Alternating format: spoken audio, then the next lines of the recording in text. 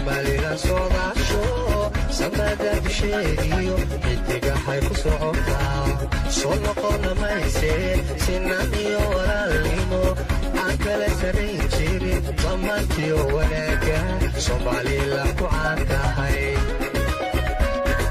Somalila sodasho samada bisheegiyo xidiga hay ku socotaa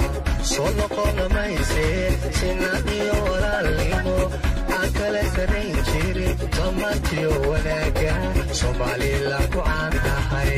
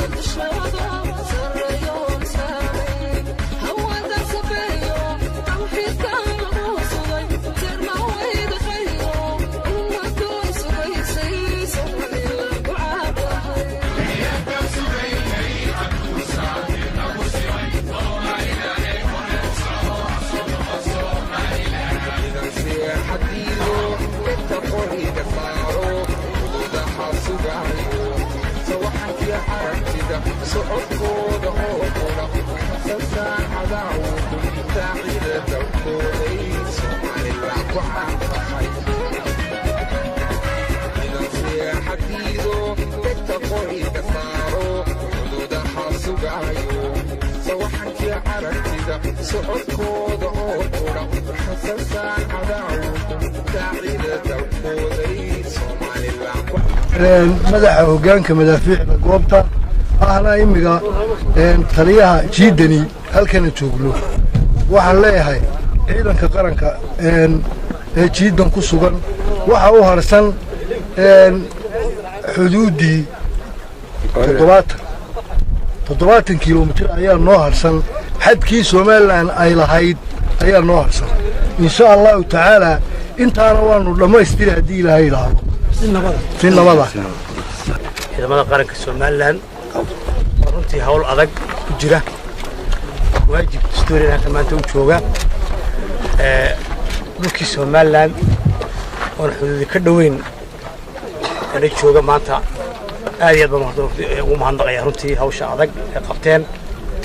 ama uu jooga marba ay heegin ku yihiin difaaca qaranka waxana maanta idinku dhimaday halka uu soo joogsaday colaad maaha waxaan u nimidnay idin mahadnaqno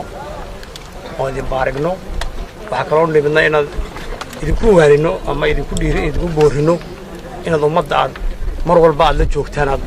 oo mar walba ogahay akhlaaqada iyo dhaqanka ciidanka Soomaaliland maanta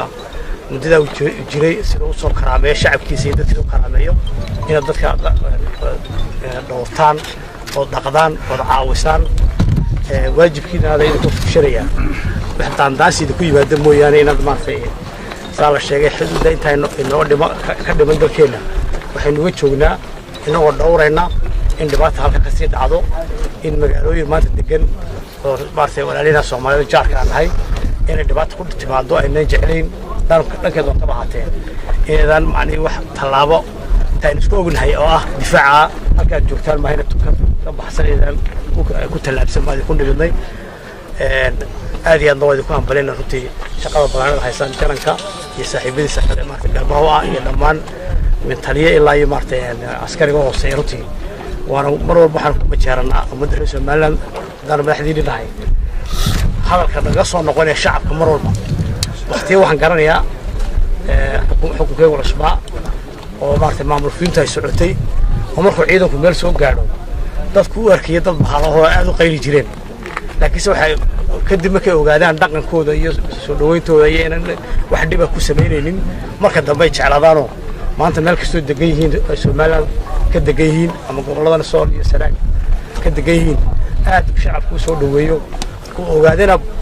in qaranka ciidamada qaranka Soomaaliland ay ciidamo aad u degan oo akhlaaqad leh oo dhaqankii ciidamada wanaagsan u yaqaanay ee ah tababarida shacabka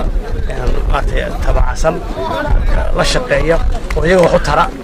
يعني كبيرين دبعتوا إليهين ayaa lagu ognahay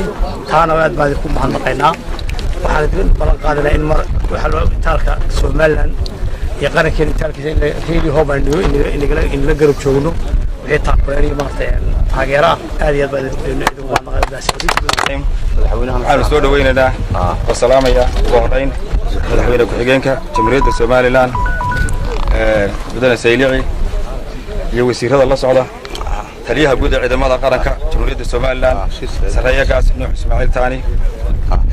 iyo guud ahaanba wafdiyada balaaran ee meesha maraya farasaabka maayirka magaalada Laascaanood sidoo kale waxaan iyagana salaan u jeedinayaa oo mudnaan leh bahda saxaafadda saraakiisha kale ciidanka qaranka ee goobta joogta ciidanka qaranka iyaguna weheliya halkan aanu joognaa oo meel ka horeysa Tukaraq 7 kiiloomitir oo u jeeda dhinaca xuduudka jamhuuriyadda Soomaaliland ee bariga Soomaaliland taas oo waajib ku ah ciidanka qaranku inuu qabsado hawshiisa